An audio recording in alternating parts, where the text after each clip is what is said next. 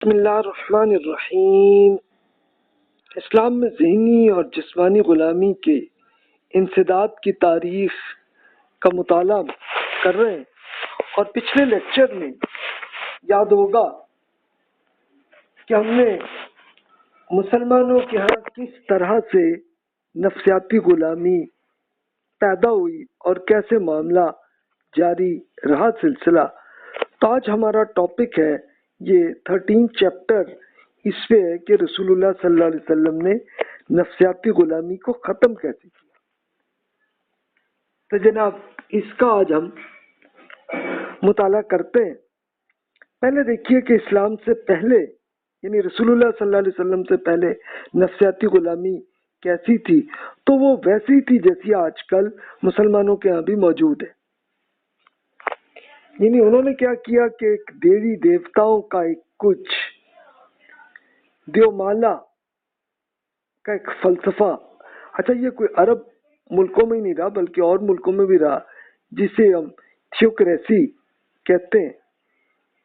تو یہ اس کا فلسفہ یہی آیا کہ جس میں جو میں نے پچھلے لیکچر میں عرض کیا کہ جناب خدا جو ہے وہ انسان کی شکل میں آ جاتا ہے، تو پھر جس انسان کو ایسا سمجھ لینا تو جناب اسی انسان کی پوجا کرنا، اور وہ انسان جب فوت ہو جاتے وہی صاحب جن کو وہ خدا سمجھتے تو جناب انہی کے مجسمے بنا کے اور اس کی پوجا کرتے۔ اور مسلمانوں میں چلیں اس کے انہوں نے مجسمے نہیں بنائے لیکن انہوں نے اس کی شکل قبر کی بنا دی، قبر پہ مزار بنا دیے اور وہاں ان کی پوجا کرنے لگے۔ جیوز نے جیسے حضرت عزیر علیہ السلام پہ خدا کا بیٹا قرار دیا، کرسچنز نے حضرت عیسیٰ علیہ السلام کو اللہ کا بیٹا قرار دے کے، اور پھر انہوں نے یہ مشرکانہ وہاں پہ بھی یہ سلسلہ جاری رہا۔ تو اس کے لیے اب رسول اللہ صلی اللہ علیہ وسلم کے دور میں جو سچویشن تھی، اس کے لیے ایک حدیث میں رسول اللہ صلی اللہ علیہ وسلم کا ارشاد میں آپ سے شیئر کرتا ہوں۔ یہ سیدنا ادی بن حاتم طائی رضی اللہ عنہ بیان کرتے ہیں۔ ادی بن حاتم یہ ایمان لائے تھے، تو اس وقت وہ رسول اللہ صلی اللہ علیہ وسلم کے پاس آئے، اور یہ کرسچن تھے بیسیکلی، اور ان کے والد حاتم طائی بڑے مشہور ہیں، ان پہ تو بڑی کہانیاں بہت کچھ لکھی گئی ہیں، آپ پڑھ بھی چکے ہوں گے۔ تو ادی رضی اللہ عنہ آئے تو وہ بتاتے ہیں کہ میں رسول اللہ صلی اللہ علیہ وسلم کے پاس آیا تو میرے گلے میں سونے کا ایک سلیب لٹک رہی تھی، تو رسول اللہ صلی اللہ علیہ وسلم نے فرمایا ادی اس بت کو آپ اتار دیجئے۔ میں نے آپ کو سورہ توبہ کی یہ آیت تلاوت کرتے ہوئے سنی۔ تو اب یہ قرآن مجید میں اللہ تعالیٰ کا ارشاد ہے جو سورہ توبہ میں فرمایا کہ ان اہل کتاب نے اللہ کو چھوڑ کر اپنے علماء اور صوفیاء کو اس کا شریک بنا لیا، اور فرمایا کہ یہ لوگ ان کی عبادت تو نہیں کرتے تھے مگر جب وہ کسی چیز کو حلال قرار دیتے تو اسے حلال سمجھتے، اور جب حرام قرار دیتے تو اسے حرام سمجھنے لگتے۔ تو یہ جیسے ان کے سینٹ نے جو کچھ کہا تو بس جناب آنکھیں بند کر کے اس کی پیروی کرنے لگے۔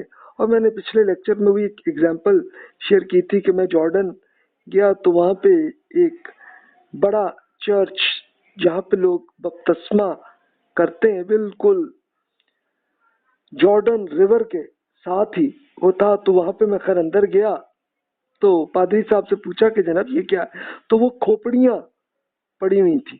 میں نے کہا یہ کیا ہے جناب؟ کہتے یہ جناب یہ فلاں سینٹ جو ہیں یہ ان کی کھوپڑی ہے، تو یہ بھی انہوں نے رکھ لیا۔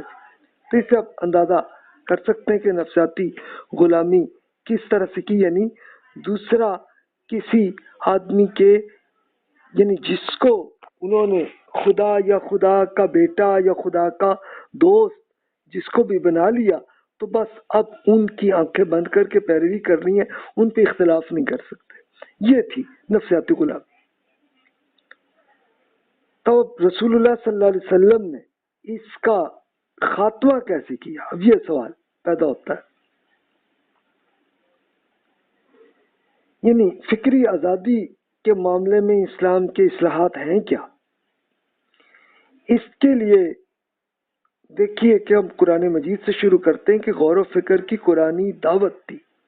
اللہ تعالیٰ نے قرآن مجید میں یہ حکم ارشاد فرمایا، وہیں سے ہم دیکھتے ہیں. ارشاد ہوا بسم اللہ الرحمن الرحیم ان فی خلق السماوات والارض واختلاف اللیل والنہار لآیات لأولی الالباب الذین یذکرون اللہ قیاما وقعودا وعلى جنوبهم ويتفکرون فی خلق السماوات والارض ربنا ما خلقت هذا باطلا سبحانک فقنا عذاب النار. آسمان اور زمین کی تخلیق اور شب و روز کی فرق میں اہل عقل کے لیے نشانیاں ہیں. اہل عقل وہ ہیں کہ جو ان نشانیوں کو دیکھ کر کھڑے بیٹھے اور اپنے کروٹوں پر لیٹے ہوئے اللہ تعالیٰ کو یاد کرتے ہیں اور آسمان اور زمین کی کریشن میں غور و فکر کرتے ہوئے کہتے ہیں ہمارے رب آپ نے یہ سب بیکار نہیں بنایا، آپ پاک ہیں، ہمیں آگ کے عذاب سے بچا لیجیے.